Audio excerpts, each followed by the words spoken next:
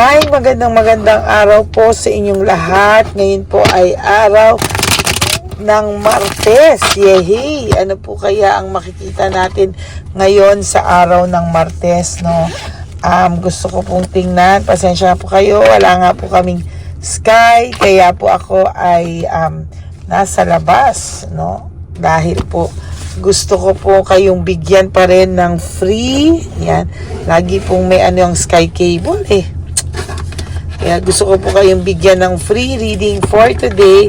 Ano po kaya ang makikita natin sa reading for today? Okay? Hindi ko po alam kung na-upload ko na yung reading ko. Last reading ko kagabi, meron akong third reading, I don't know kung ito ay na-upload ko sa sobrang antok sa sakit ng tiyan ko kagabi. Pero ngayon po, I'm a little bit okay.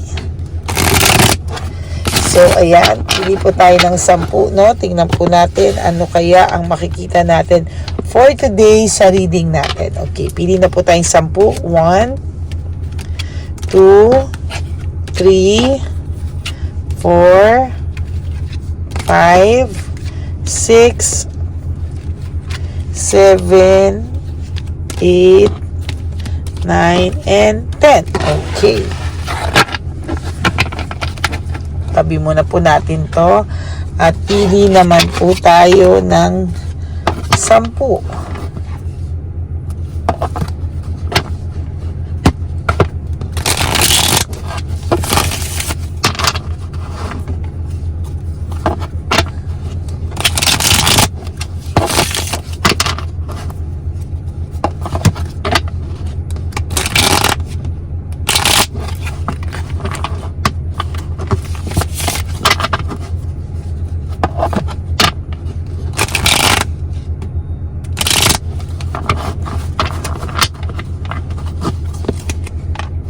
Okay, pili po tayo ngayon ng 10.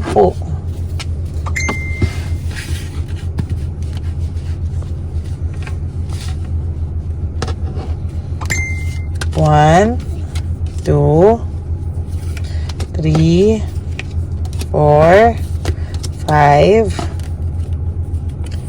6, 7, 8, 9, 10.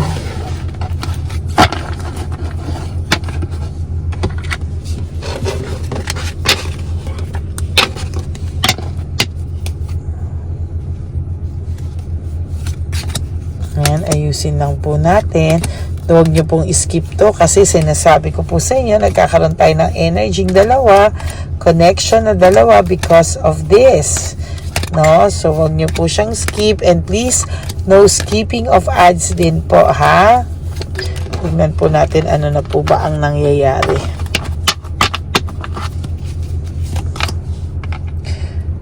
Lagi ako nakakakita talaga ng fear of change, Talagang merong taong to, talagang yung person nyo is meron talaga siyang fears, Ang dami niyang takot sa buhay, Ang dami niyang kinakatakutan, kaya siya napapahamak or kaya po siya nakakagawa ng mga bagay-bagay. It's because of his fears, So, yan ang gawin nating title.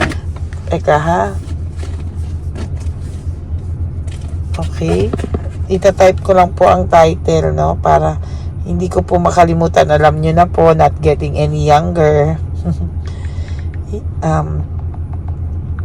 Madami siyang kinakatakutan. Kaya siya nakakagawa ng mga maling desisyon na napapahamak siya. Ang dami niya po kasing takot Every time po nararamdaman ko po may isang hula ko na hindi ko na parang para pong 3 beses ko yatang nakita tong fear of change na to, playing safe, So ayan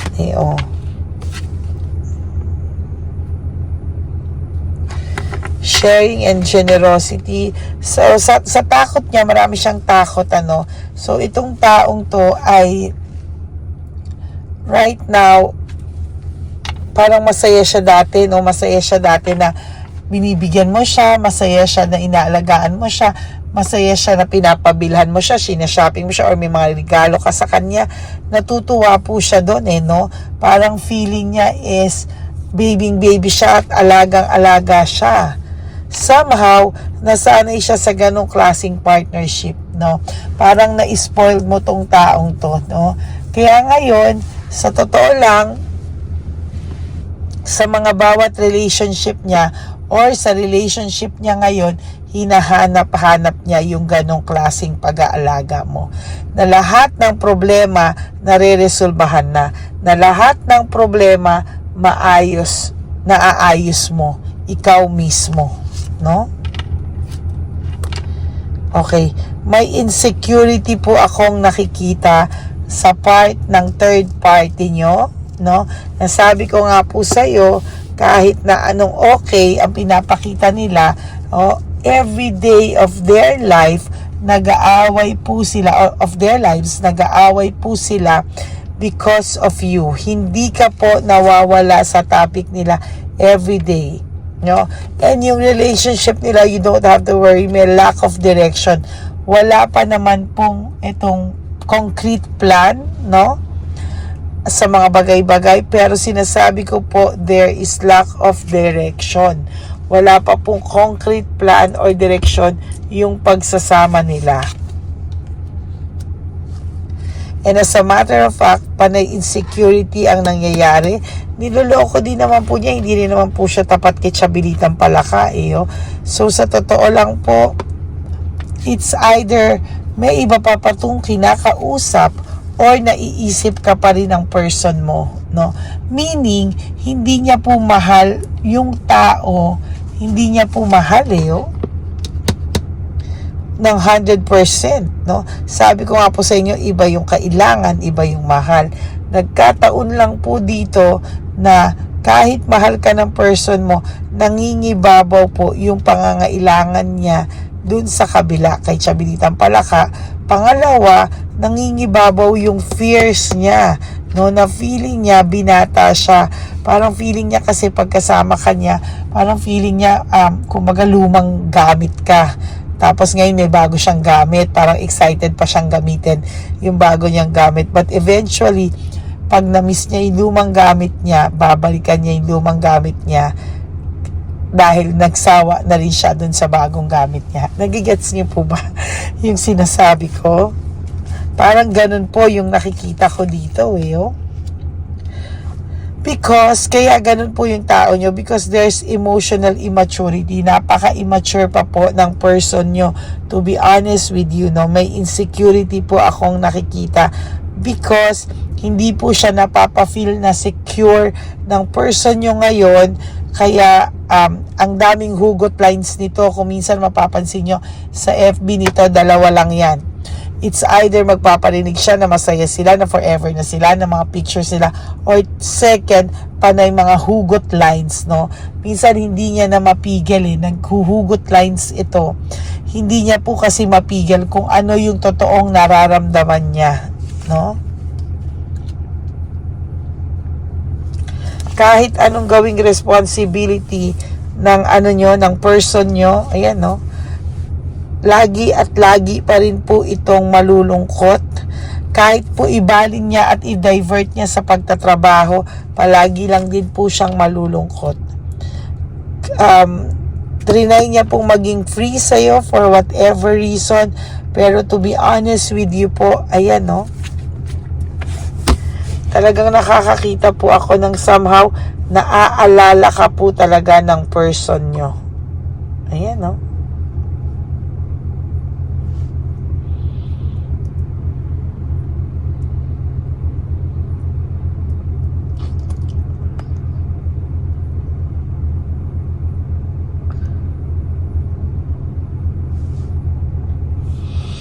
Kaya po ako nakakakita po talaga ako, no, na meron po silang pag-aaway talaga. I tell you, meron po talaga silang pag-aaway, no? Recently lang din po nag-away sila ng bongga, no? Nag-aaway sila.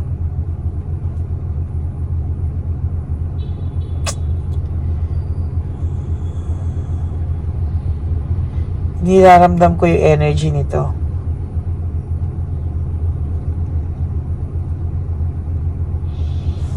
Yan, no? So, totoo lang po, oh.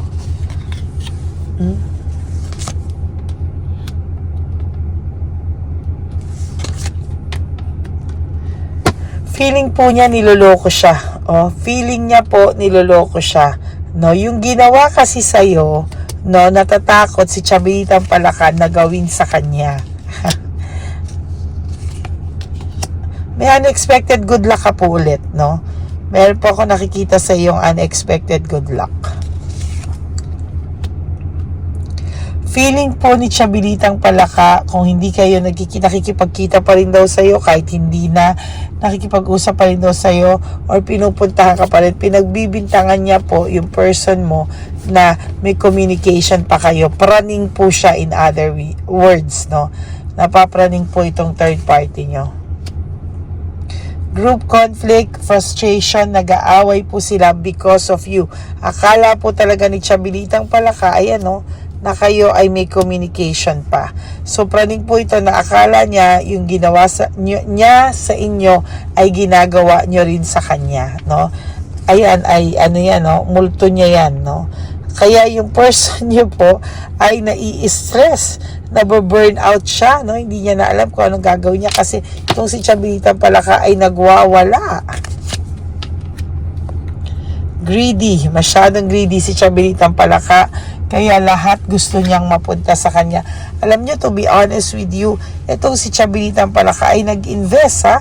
Nag-invest talaga sa partner niya na akala niya, no, somehow, pag nag-invest siya dito, financially, nag-invest siya ng gifts, ganyan, na eventually, pag nakuha niya po yung person niyo, ay mababalik sa kanya yan lahat. OMG. Investment pala niya, no? Investment lang pala niya. Then, there's this sudden shock, no? Yung nangyari po sa inyo, shock na shock ka, hindi mo po akalain na magagawa sa iyo ng partner mo. And also, may financial loss akong nakikita dito. It's either siya or si Chabelitang Palaka. There's victory and success for you. Ang ibig sabihin po nito, may pagmamahal pa sa iyo ang person mo. May pagmamahal pa rin po sa iyo, no? Natatakluban lang po talaga, no? At hirap din po siyang magdesisyon, kaya because of his fears, nagkakamali siya sa mga desisyon niya dahil sa fears niya, ayan ang nangyari. Hay nako. So that's it for your first reading for today. Tingnan muna po natin, no, saglit na saglit lang kung ano po ang makikita natin sa ating Love Oracle. Pili tayo ng 5.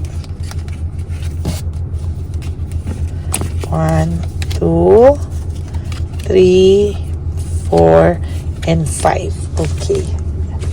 There you go. Tingnan natin. I can't let go of you. Hindi ka rin naman po niya kayang i-let go. Pag nakita ka po niya na in love or may kasamang iba, magmamaktol din po ito. Actually, may desire pa rin po siya sa iyo when it comes to sexual desire. Feeling niya po kasi nawalan lang kayo ng ano sa isa't isa, no? My life is a mess right now. Ayaw niya pong aminin, pero alam niya po sa sarili niya na may fears din po siya na tama daw ba ang buhay na papasukin niya o pinasok niya. I want to be different. Ayan. Gusto niya rin po na magkaroon ng bagong mundo, bagong buhay. And I don't want who I used to be. You deserve better. Sinasabi niya na yung pains na binibigay niya sa iyo ngayon ay hindi mo deserve. Okay? So that's your reading for your first reading for today, Tuesday. No, I will be back for another set of reading. Huwag po kayong mag-alala. Babalik po ako at bibigyan ko po kayo ng another set of reading. Okay? May God bless you everyone. For those of you who wants to have a private reading with me, you can message me at Lady Lee Elena. That's Ladyly Elena. Ayan po, no?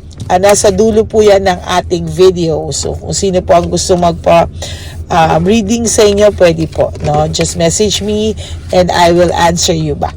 To all my Lady Elena friends, family, and subscribers, I love you all from the bottom of my heart. Huwag niyo po stressin ang sarili niyo. Life is short. Don't make it shorter by stressing yourself from all the pains and suffering na binigay sa inyo ng ex nyo. Okay? Let go and let God write your love story. Trust God and the divine universe. Surrender everything to the divine universe. Okay? May God bless you everyone. Enjoy your day and I will be back later for another set of our general reading. I love you all. Bye!